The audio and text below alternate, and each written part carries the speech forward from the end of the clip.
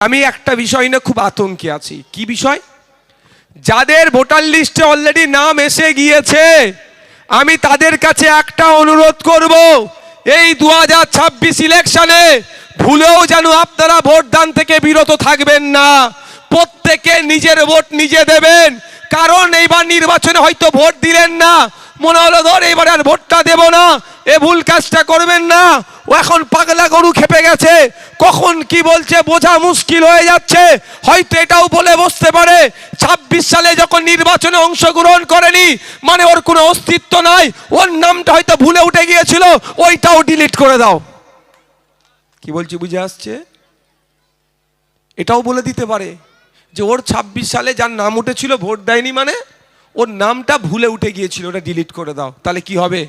আবার তো নওশাদ সিদ্দিকী যে আইনজীবীকে টানাটানি করতে হবে।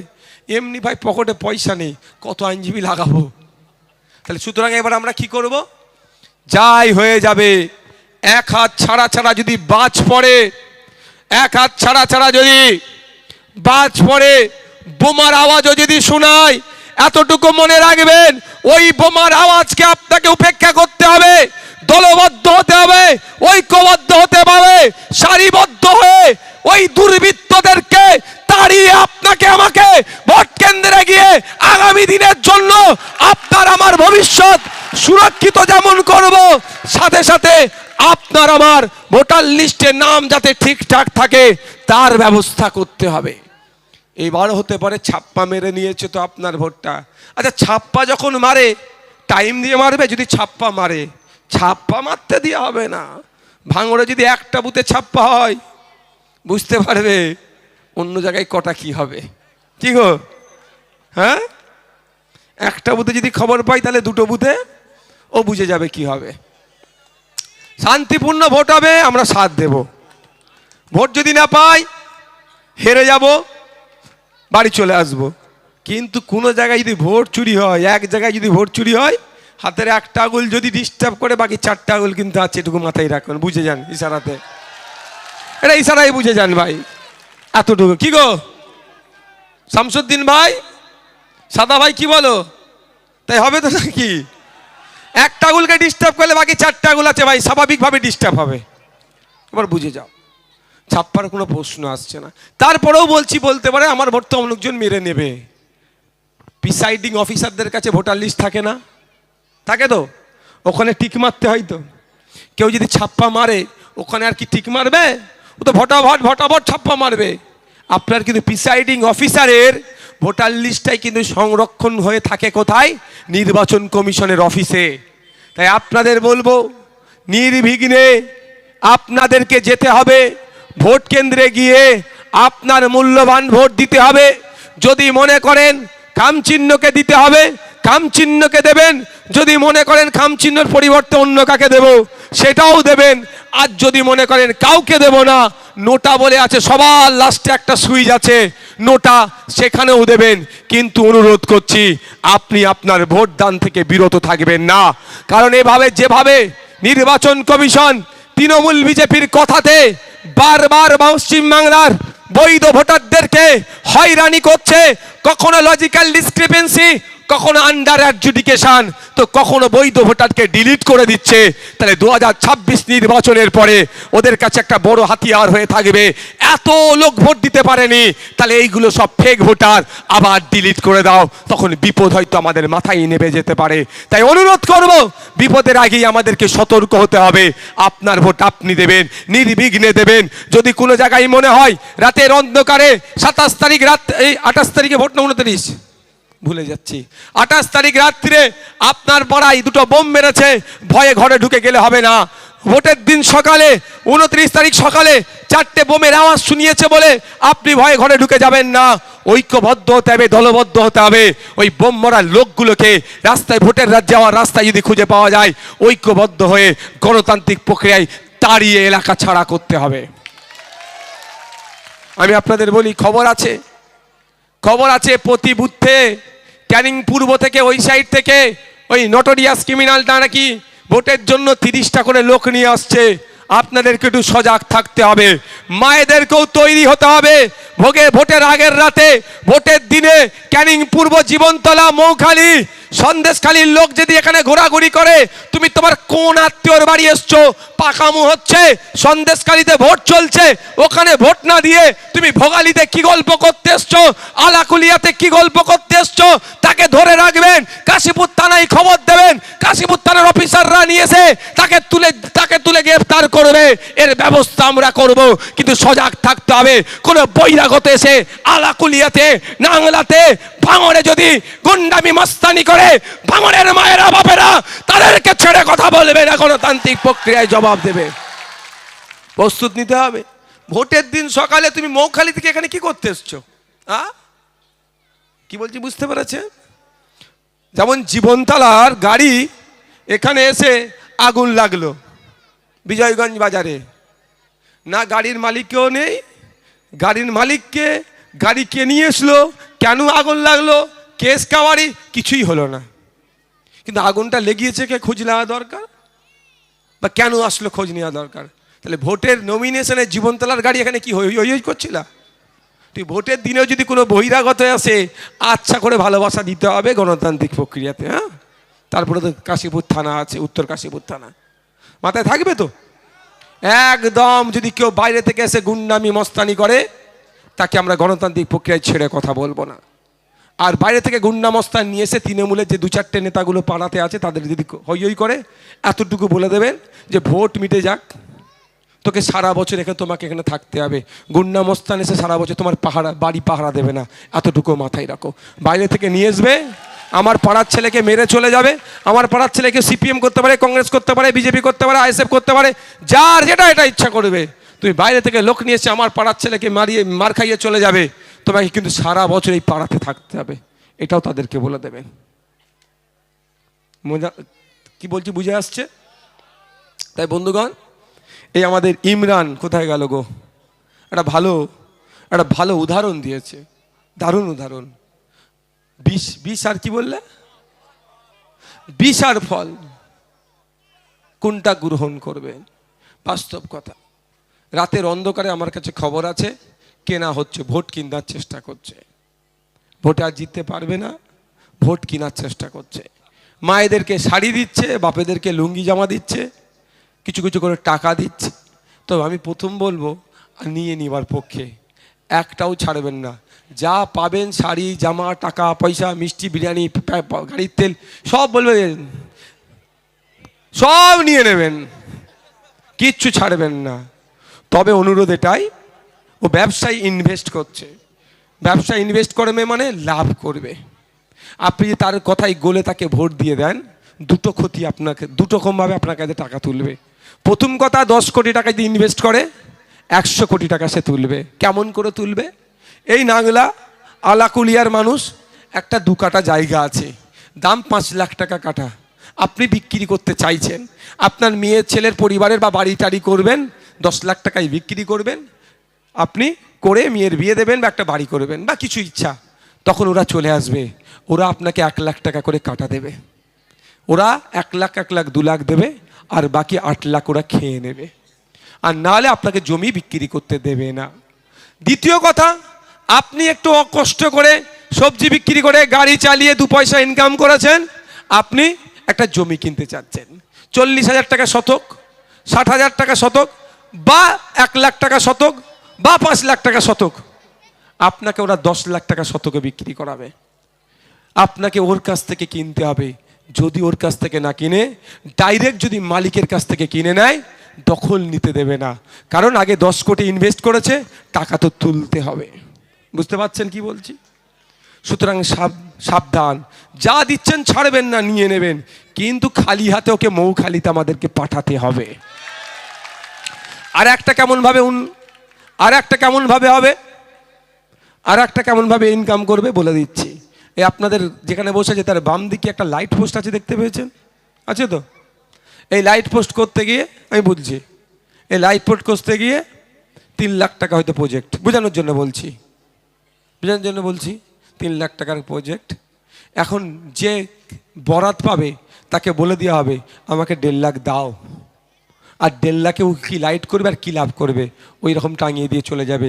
একটা ঝড় হবে, উল্টে যাবে, ক্ষতি কার হবে? আলাকুলিয়ার মানুষ অন্ধকারে আবার থাকবে। শুধু তাই নয়, একটা 8 ফুট চওড়া ঢালাই রাস্তা 6 ফুট চওড়া করবে, 8 ইঞ্চি গেজ 4 ইঞ্চি করে দেবে। যে ঢালাই রাস্তাটা 8 বছর 10 বছর উইদাউট রিপেয়ারিংয়ে চলতো, সে বছর পার হবে না, ভেঙে যাবে। কেন? ওখান থেকে কাটমানি চলে যাচ্ছে কোথায়? ওই 10 কোটি ইনভেস্ট করেছে, 100 কোটি তুলবে, ওখানে চলে যাচ্ছে। ক্ষতিটা কার হলো? আপনাদের হলো। এই রাস্তা দিয়ে আপনাদের হাঁটা চলা করতে হবে। তাই আপনাদের বলবো, ভুলেও ওর পাল্লায় পড়বেন না। আমি আপনাদের কাছে জানতে চাই, আপনার বিপদে আপদে আমি ছিলাম কি ছিলাম না? এখন আপনাদের পাশে আমি আছি কি না নাই? মায়ের একটু বলুন, একটু আওয়াজ দিয়ে বলুন। আপনাদেরকে বিপদে ফেলে আমি চলে গিয়েছি? আপনাদের বিপদে আমি বুক চিতিয়ে লড়াই করেছি কি করিনি? আপনার যখন মাদ্রাসা, মসজিদ, ঈদগাহ, কবরস্থান কেড়ে নেওয়ার চক্রান্ত হচ্ছিল, তখন মমতা ব্যানার্জি ওই নোটরিয়াস ক্রিমিনালরা বলেছিল দিল্লি গিয়ে আন্দোলন করো। তাই আজকে সময় এসেছে, আপনার মাদ্রাসা, মসজিদ, ঈদগাহ, কবরস্থান এখনো যে সুরক্ষিত আছে, এই নওশাদ সিদ্দিকীর করা মামলার জন্য আমাদের মতো গুটি কয়েক মানুষ মামলা করেছিল বলে এখনো বিজেপি তৈরি করা আইন লাগু করতে পারছে না।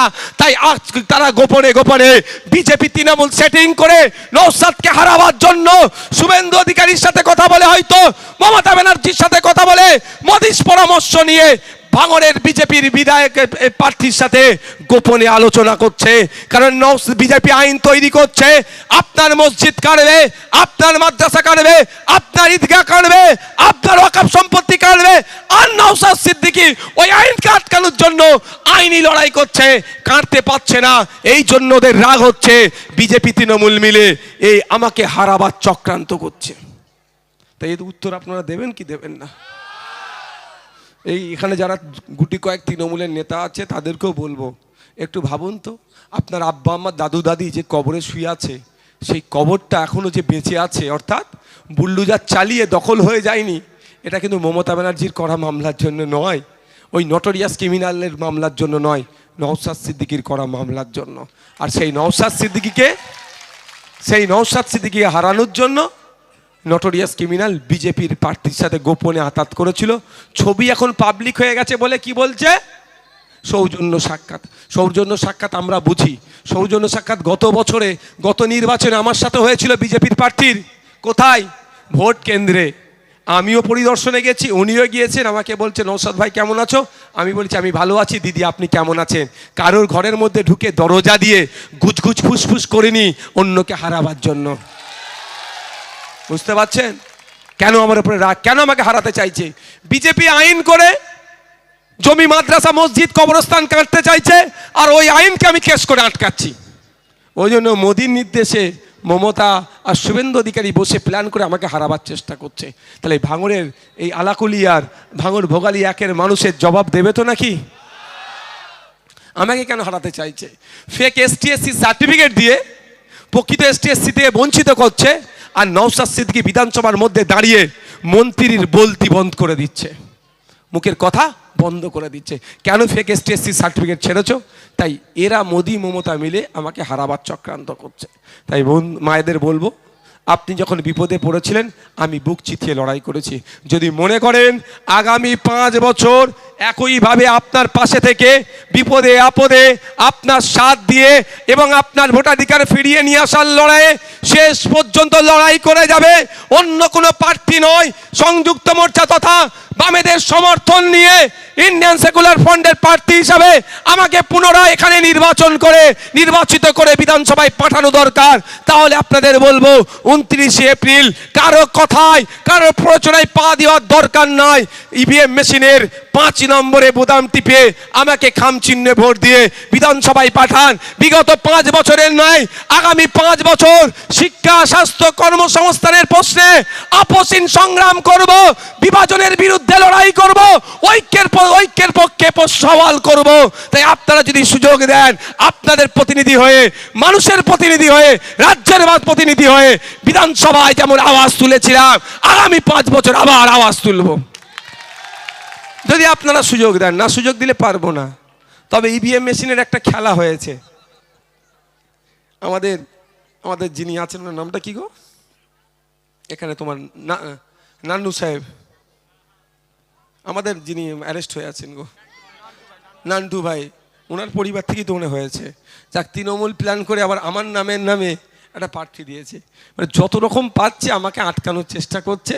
তবে ভাঙড়ের মাটি শক্ত ঘাঁটি, ভাঙড়ের মায়ের বোনেরা বলেছে তুমি যতই ফাঁদ তৈরি করো না কেন, নওশাদ ভাই আছে, শুধু কেটে দেবে, আমরা টুক করে পার হয়ে যাব, তাই তো নাকি?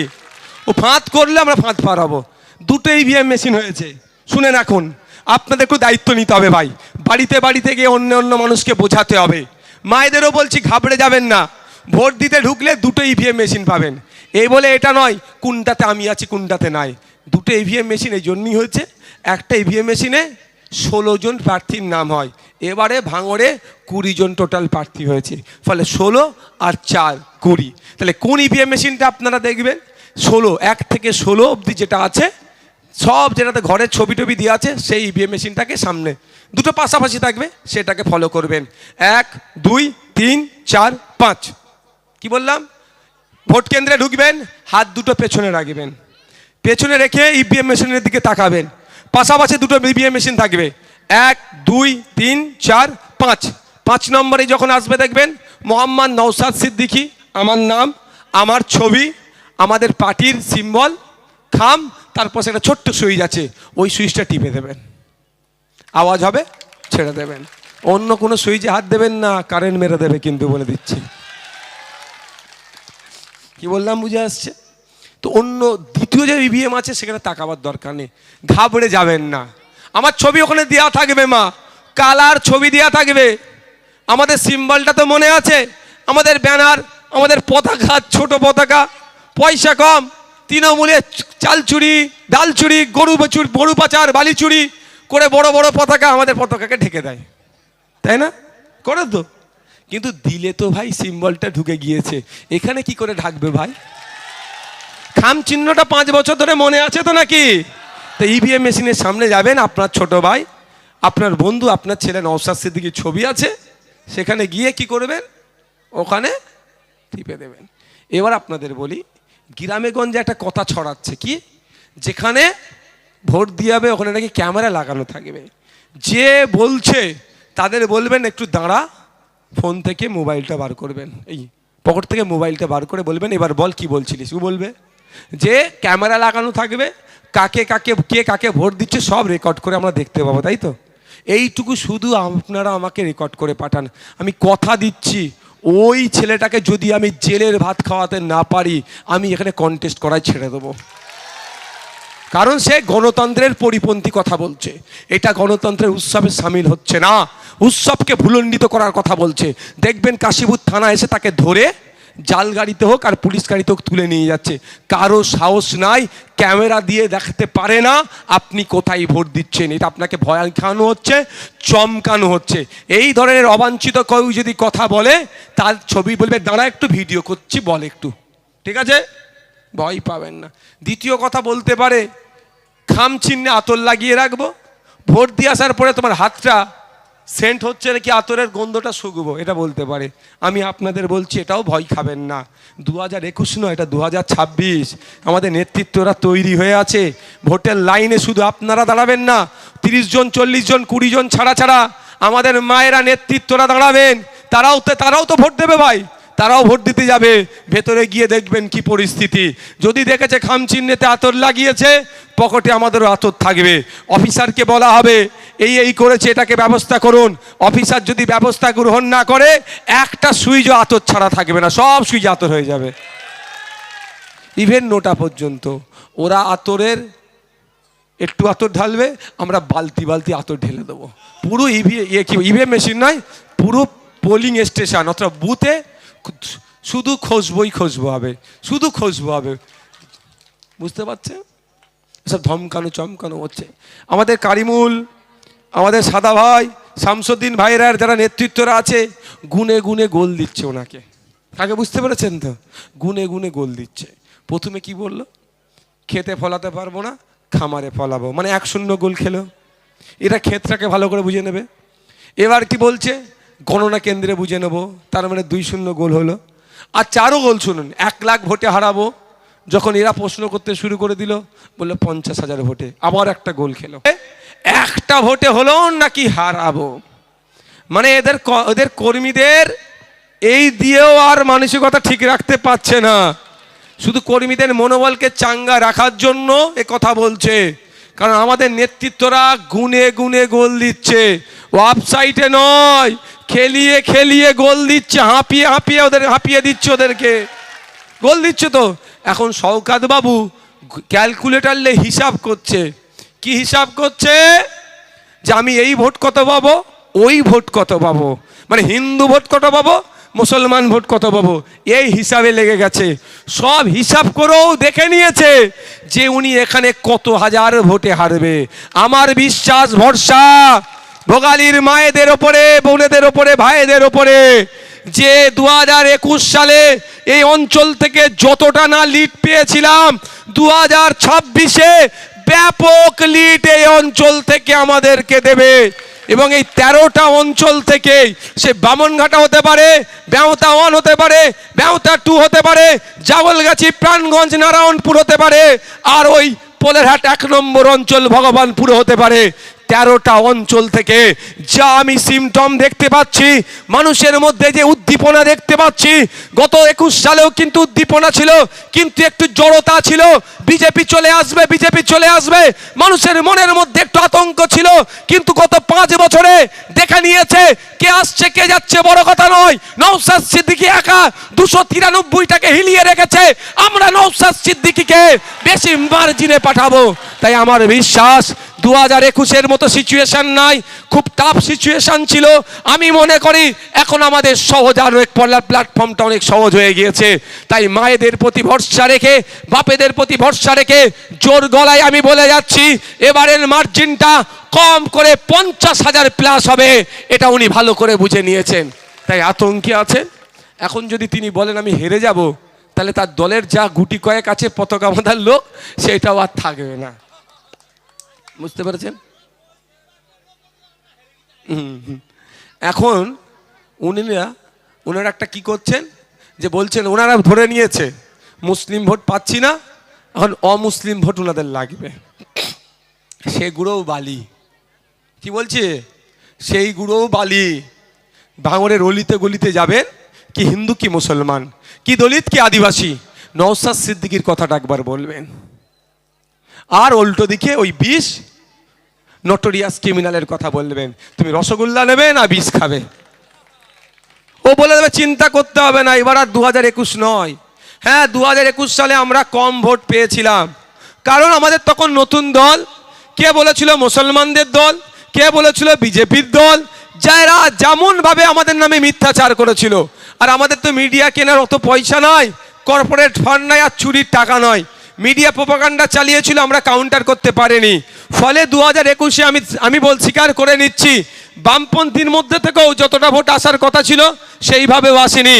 এভাবেও বামপন্থীরা মাথা তুলে আমাদের হয়ে লড়াই করছে, একসাথে লড়াই করছে। এবার নির্বাচনে শওকত সাহেব যে আশা করছে যে বেউতা 1, বেউতা 2, বামনঘাটা থেকে হেভি অংশে লিড পাবে, 3 নম্বর 4 নম্বর কলোনি থেকে উনি নাকি লিড পাবেন। আমি আপনাদের বলে যাচ্ছি 29 এপ্রিল আমার বেউতা 1, বেউতা 2, 3 নম্বর 4 নম্বর এই কলোনি এলাকার মায়েরা বোনেরাও প্রস্তুতি নিয়ে নিয়েছে, ওই নটোরিয়াস ক্রিমিনালের পক্ষে ভোট হবে না, নওশাদ সিদ্দিকীর পক্ষে ভোট হবে। এবং মিলিয়ে নেবেন, 4 মে যখন রেজাল্ট হবে, বুথ ভিত্তিক যখন রেজাল্ট হবে, আপনারা মিলিয়ে নেবেন। যেমন ভাবে আলাকুলিয়ার মায়েরা বোনেরা বাপেরা ভাইরা নওশাদ সিদ্দিকীকে দুহাত ভরে ভোট দেবে, একই ভাবে বেউতা 1, বেউতা 2, বামনঘাটার ওই কলোনির মা বোনেরাও নওশাদ সিদ্দিকীকে ভোট দেবে, কারণ তারা কোনো মতেই বিষকে গ্রহণ করবে না। উনি যেটা আশা করছেন সেই আশা বৃথা হবে, আর বৃথা আমাদের কি করতে হবে? একটা দৃষ্টান্ত আপনাদেরকে তৈরি করতে হবে। তৈরি করার জন্য প্রস্তুত আছেন? ভাঙড় তো পথ দেখায়, ভাঙড় তো উদাহরণ তৈরি করেনি? রক্তদান উৎসব, এই তো আমাদের এই তো কচিকাঁচা আমরা নেতারা আর মায়েদের সহযোগিতা, আপনাদের সহযোগিতাতে যে ভাঙড়কে রক্তপাত হানাহানি হিসাবে দেখানো হয়, সেই ভাঙড়কে আজকে কি দেখানো হয়? রক্তদানের ভারত। ভাঙড় প্রাণ বাঁচানোর জন্য প্রস্তুত আছে। ভাঙড় রক্ত ব্লাড ব্যাংকে নাই, আমাদের নেতৃত্বরা চলে গেছে, গিয়ে ব্লাড ব্যাংকে হসপিটালে শুয়ে রক্ত দিয়ে এসছে। এটাই আসল ভাঙড়ের পরিচয়। 2021 সালে আপনারা দৃষ্টান্ত তৈরি করেছিলেন, বিজেপি তৃণমূলের বাইনারি ভেঙে আমাকে জিতিয়েছিলেন।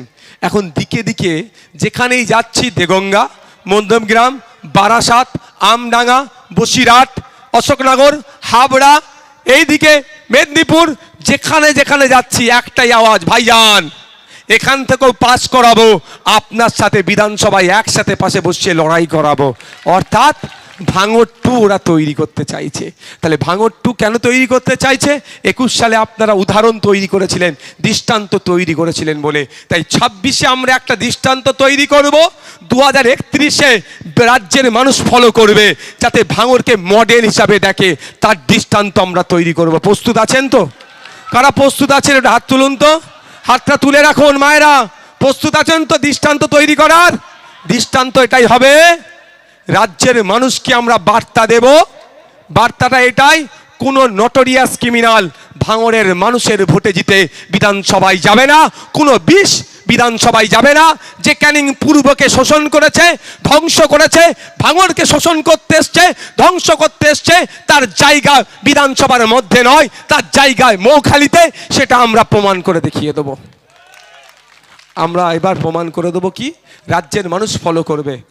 কি ফলো করবে? 2031-এর নির্বাচনের আগেই দেখবেন সবাই আওয়াজ তুলবে যে আমার এলাকার প্রার্থী যদি কোনো খুনি, মস্তান, গুন্ডা হয় তাহলে কিন্তু তাকে ভোট দেব না। ফলে যে রাজনৈতিক দলগুলো প্রার্থী চয়ন করবে, প্রার্থী চয়নের ক্ষেত্রে তারা সংযত হবে, আইনসভার মধ্যে সেই লোককেই পাঠাবে যে নারীর অধিকারের কথা বলবে, নারী নিরাপত্তার কথা বলবে, কৃষক ছাত্রের কথা বলবে, যুবকের কথা বলবে, আপনার আমার অধিকারের কথা বলবে, হিন্দু মুসলমানের কথা বলবে, অধিকারের কথা বলবে, দলিত আদিবাসীর অধিকারের কথা বলবে। অর্থাৎ বাংলাকে এগিয়ে নিয়ে যাবার কথা বলবে, দেশকে এগিয়ে নিয়ে যাবার কথা বলবে। অমূল লোককে প্রার্থী করো, তাহলেই ভোট দেবো, আর না হলে ভাঙড় মডেল ফলো করব। 2026-এ ভাঙড় দেখিয়ে দিয়েছে যে নটোরিয়াস ক্রিমিনালকে ব্যাপক ভোটে পরাজয় করে মৌখালিতে পাঠিয়েছে। আমাদের বিধানসভাতে যদি ওই ধরনের কোনো সমাজ বিরোধীকে দাঁড় করাও, তাকেও আমরা পরাজিত করব। এটা 2031 সালে ফলো হবে। যদি 2026-এ আমরা ইতিহাস তৈরি করতে পারি, তাহলে আমরা ইতিহাস তৈরি করব তো, নাকি ইতিহাস তৈরি করব তো? যোগ্য জবাব দেবো আমরা কিসের মাধ্যমে? ভোটের মাধ্যমে। আচ্ছা, লাস্ট কথা বলে আমি শেষ করব। 2021 থেকে 2023 ভোগালী থেকে তৃণমূল ছিল না, ভাঙড়ে তৃণমূল ছিল না, খুন হয়েছে একটাও? কোনো মা তার সন্তান হারা হয়েছে? কোনো পিতা তার পুত্র হারা হয়েছে? একটু আওয়াজ দেবেন। কোনো বোন তার স্বামী হারা হয়েছে? কোনো পুত্র তার পিতা হারা হয়েছে? এরকম কোনো দৃষ্টান্ত দেখাতে পারবেন? হ্যাঁ, রাজনৈতিক ঠেলাঠেলি হয়েছে, মিথ্যা মামলা দিয়েছে, আমাদের নেতৃত্বদেরকে জেল খাটিয়েছে, সব হয়েছে, কিন্তু আমাদের খুন করেনি কাউকে, তাই তো? আর 2023-এর পর থেকে কি এমন হয়ে গেল এই নেতারা খুনের আসামি হয়ে গেল? এটা ভাবেন তো। এই নেতারাই 2023-এর আগে খুনি ছিল না, আর 2023-এর পরে এদের কপালে সব খুনি হিসাবে লেখা হয়ে গেল। কার পাল্লায় পড়ে? ওই ক্যানিং পূর্বের নটোরিয়াসের পাল্লায় পড়ে এই ভাঙড়ের তৃণমূলের নেতাদের কানে এমন বিষ ঢুকিয়ে দিল, সবকটা খুনির তকমা হয়ে গেল। দেখুন, তাহলে ভাঙড়ের তৃণমূলের নেতাদেরও বলবো যে আপনাদের মনে বিষটা, পাপটা কে ঢুকাচ্ছে? এই ক্যানিং পূর্বের নটোরিয়াসটা।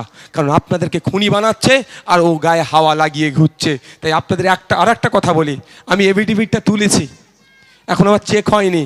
ওনার নামে যে আমাদের 3টে কর্মীর, এই এর নাম এখানে কি হাসান, রেজাউল গাজী হাসান মহিউদ্দিন খুনের 1 নম্বর আসামি হচ্ছে উনি।